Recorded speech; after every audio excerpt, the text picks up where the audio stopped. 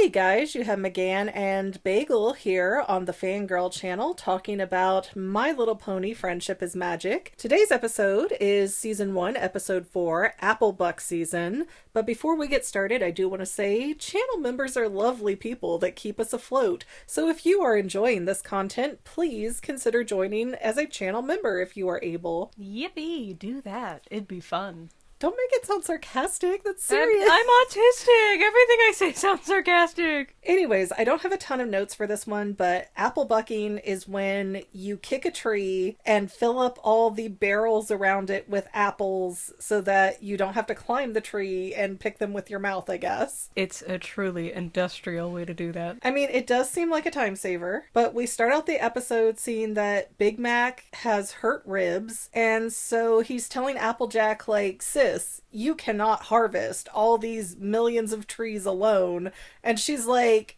bet. Hold my apple ale. Hold my cider. I got this. But then for reasons, there is a cow stampede headed for Ponyville. There was a snake. Yeah, there was a snake, but we don't know that at the time. It's just a random cow stampede. And Applejack herds them away from the bridge into Ponyville and kind of saves the day. Which, may I say, that's pretty weird that, like, just as sentient as them, cows are treated like livestock. Well, yeah, that is weird because at first I'm like, oh, the cows aren't smart like the ponies because they're not saying anything. And then they talk. And then, yeah, she starts having a conversation with the head cow and she's like, we saw a snake and we all ran. So you're smart enough to verbalize that you saw a snake and you're afraid of the snake, but not intelligent enough to be like, let's not have a reaction. That's what all snakes want. They only show up for your reaction. Well, this does raise a lot of questions because we've seen, like, the birds sing. They seem like normal birds. We've seen the rabbits, and they kind of seem like normal rabbits, but Angel can also, like, cook a little bit. Like, Angel's got a personality and opposable thumbs. Angel has some special skills, but Angel doesn't speak, but it seems like Angel the rabbit is otherwise as intelligent as the ponies in some ways. Well, I mean, Fluttershy's super special gift is that she can talk to animals, so maybe... Can she talk to them, or Yeah. is she just, like, really empathetic and so they like her? No, she can talk to them. Okay. Do they talk back? She can understand them. So, in honor of Applejack saving the town from the cow stampede, who would have apparently destroyed everything if not for Applejack steering them away. Steer. Yes, steer. I mean, cows are jerks, it seems like. So Ponyville is throwing this party to give a big speech and be like, yay, Applejack. And Applejack doesn't show up. And what I found weird about that speech was not only do 5 of the main 6 kind of pop up and go, oh yeah, Applejack is doing this for me, and Applejack is so great for that, and we love Applejack because of this, but Twilight Sparkle has absolutely no frustration tolerance. Like, she has never had to wait in line or be told no or anything in her life by the way she's acting about getting interrupted. She's a Napo baby. We know this. But, like, she gets interrupted, 5-6 times, and then she just throws her cards everywhere and storms off like a narcissistic baby. She was raised by a narcissistic baby. I have no memory of her parents. I don't think I got far enough into the series to really see them, but I'm curious. She has them, but I bet they didn't raise her as much as Celestia did. They gave her away very young for a reason. Like, oh, we don't want to raise this brat, you take her. And Applejack, we soon see, is kind of suffering because she's trying to harvest the entire Sweet Apple Acres orchard by herself, and she is so exhausted, she's, like, falling asleep out there in the field, and it's sad. Like, girl, calm down. She's sleepy. I don't see, though, like, this is a business. Sweet Apple Acres is a business. One of the few in Ponyville. It seems to do very well. Can they not hire help? Well, you gotta first find a pony who would help, and secondly, they're poor. Like, really... Okay, but speaking of this hierarchy where ponies are very, like, human-like or godlike or whatever, and everyone else is an actual animal, a donkey also spoke up in this episode. Oh, that was so... like a random donkey in her farm. Yeah, just... Who was that? Something. Yeah, who was that? I don't think it matters. We're not going to find out. It was just for a bit. We never see him again, but, like, Applejack has a stalker? Not gonna lie. Why could that donkey not help her? That donkey has the same kind of hind legs as the horses do. 'Cause, nuh-uh. She wouldn't let him. I know. And I know, like, this is still in the era where My Little Pony Friendship is Magic is kind of a preschool show, and they haven't really fully figured out their audience yet, but these little things, like, irk me because they're problematic. Oh, and then Twilight brings up the very interesting point of, hey, when I first came to town, you had like 1 million relatives at your house. Why aren't they helping you? And Applejack says that they were only in town for the Apple family reunion or festival, something like that. There's a lot of them. And that they all have their own farms spread across Equestria. And I guess that takes care of the issue in that regard, but how is nobody left on this farm? How is it just... what, Applejack, Big Mac, Granny Smith, and... Applebloom? Applebloom, the little sister. I'd assume it's because Applebloom's still itty-bitty. She's still little, so she can't help. And Granny is... She didn't get that hip yet. Not that why aren't those 3 helping her, but how does nobody else live on this farm? Farms take tons of people to operate. Well, good thing they're ponies. I mean, that's why farmhouses are so big, because you need so many people. You have to have so many kids to run it. Speaking of pony strength, Applejack fell from like 40 feet many times and came out fine. Yeah, okay, next point here. Applejack, not prioritizing her own work or limitations in life. This is definitely the you need to have self-care episode. But she decides she's going to keep all of these commitments that she made to help some of the other ponies. And Rainbow Dash wants Applejack to jump off a platform onto a seesaw and eject Rainbow Dash into the air so that she can get a speed trick going or something. So Rainbow Dash has this whole weird plan cooked up, and Applejack keeps like jumping off the platform and like splatting straight down on the floor. And so we kind of decided that the Earth ponies must have extra strong bones, and that's the trade-off for no magic and no flying. It's all they got. Applejack should not be alive. I'm just gonna say it. Applejack should not be alive. She is only still going because she is so stubborn. Because that girl went kersplat on the hard ground like a dozen or more times. She's very proud. She's very honest. Like, she gets her work done, even if it kills her. Or everybody else around her. But Applejack finally hits the right target for the seesaw, and Rainbow Dash is catapulted really far away, all the way to the library, which they're suggesting is super far, but like, I need a town map. I am not understanding the logistics of this town, because I thought the library was in town. Yeah, it is in town. I think that was just a gag that they were doing, like a Team Rocket. Because it looked like Applejack and Rainbow Dash were doing the catapult thing in town as well, so she didn't go that far. But then Pinkie Pie needs Applejack's help for baking in Mrs. Cake's, like, luscious house. Is that where Pinkie Pie lives? Is that, like, her step-parent? Like, who are they to her? So, Pinkie Pie's parents are on a rock farm, and That's right. It's never explained, like, who Mr. and Mrs. Cake are for her. I think they're just, like, her legal guardians. She just showed up one day and didn't leave. It's like, hey, I'm Cake themed too! Like, we're here. Let's party. Oh gosh, we're stuck with her. She brought her alligator and then it was all over. Oh yeah, we haven't seen the alligator yet. I forgot about him. They all had their own pet. Yeah. But Applejack is so tired that she cannot understand what Pinkie Pie is telling her, and ends up baking, like, worms into the cupcakes and sending everybody to the hospital. And what's weird about that is that during the scene, she's she's speaking loudly so she can hear herself, and I know that the party cannon has not deafened Pinkie just yet. Like, there was many points where she could have been like, no, I meant that. Hey, let's not add worms to our cupcakes. But they were also baked. Wouldn't that kill the worm? I mean, I guess it's a moot point. It's still disgusting either way. Would you rather a burnt, dried out worm or a luscious, moist worm? That's still wriggling.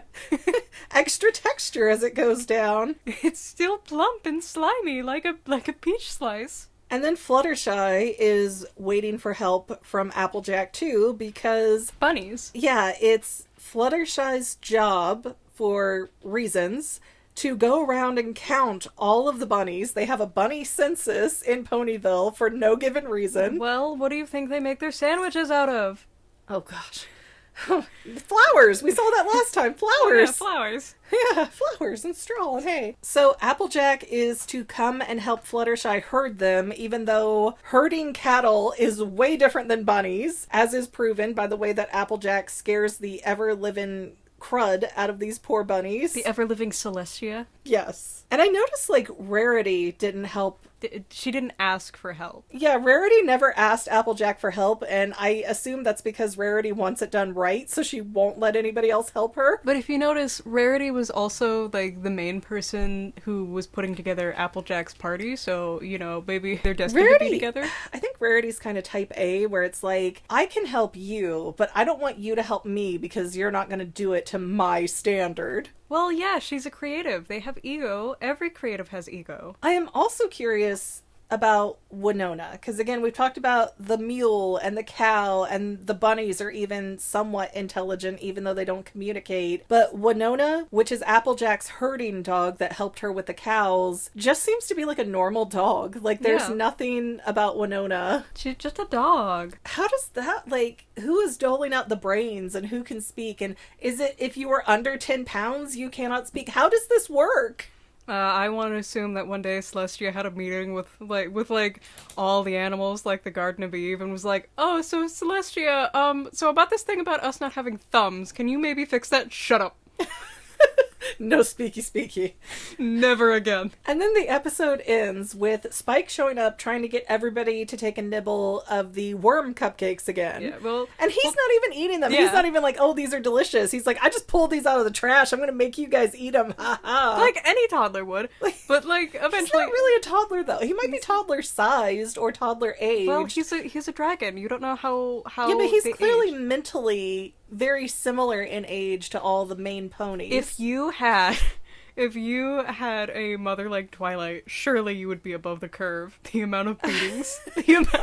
Maybe Spike is not supposed to be that intelligent, but she just, like, zaps some brains into him. Although, speaking of Twilight again here, when Applejack finally accepts help towards the end of the episode, and again, this is a very self-care, you can't do it all for yourself, because Applejack thinks she cleared the orchard, and she only got, like, half of it, and she's just, oh no! How do you like them apples? How do you like them apples? Yeah, so many more. Twilight just went in with her horn and literally plucked every apple left in 5 seconds and had them all stalked and bare. Like, why did you, like, even if you think that Applejack is stubborn and proud, sometimes just force your help onto people because they need it and you can see that they need it.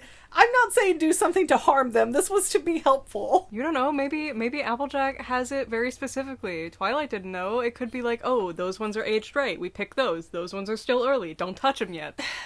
Farmers are weird.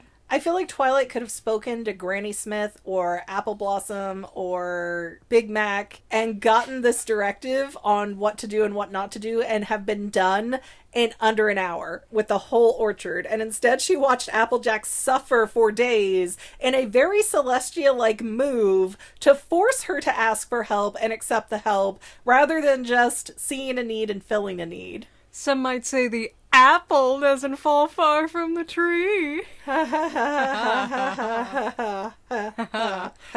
that's the end of my notes, unless you had more to add. Nah, I don't got any more thoughts. So the next episode on our Netflix list here is Griffin the Brush-Off. I assume that's Glinda or Gilda. Gilda, that's it. Yeah, I vaguely remember these episodes from 15 years ago. A lot of them are not fresh. I was very little when I made her watch. You were so tiny when we first watched this, and it's, again, like, I know the series gets better and they kind of figure out the audience and write for that. But right now, while it's a preschool show, it's like, it's not that it's unwatchable, but there's a lot of mistakes and issues and errors in the writing that just kind of, like, bug me right now. With a lot of animated shows like this, or really any show, there's going to be season 1 weirdness where they're figuring things out, and that's just how it is. That's not unfair, but I will be happier, I think, once we get to season 2 and beyond. Yippee! Huzzah! Anyways, guys, thank you for listening today. Don't forget to like, subscribe, comment, share. All that good stuff is free for you and really helps us out, along with joining as a channel member if you feel so inclined. Do it for ponies, man. Yeah, do it for the ponies. Do it so we can keep talking about ponies.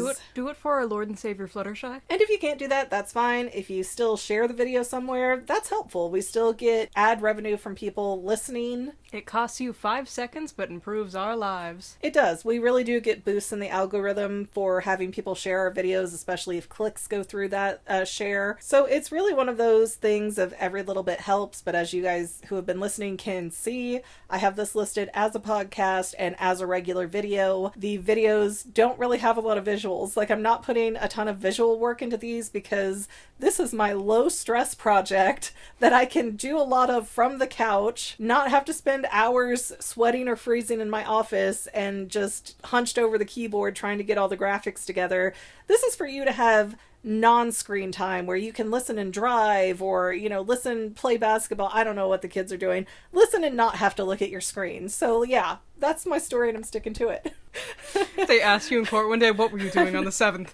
Ponies! I'm not completely burnt out and exhausted of having to edit videos all the time. No, not at all. But we're going to call it here. Thank you guys again for watching, and we will see you with Gilda, the Griffin, in the next episode. I hate that Griffin. Bye! Bye!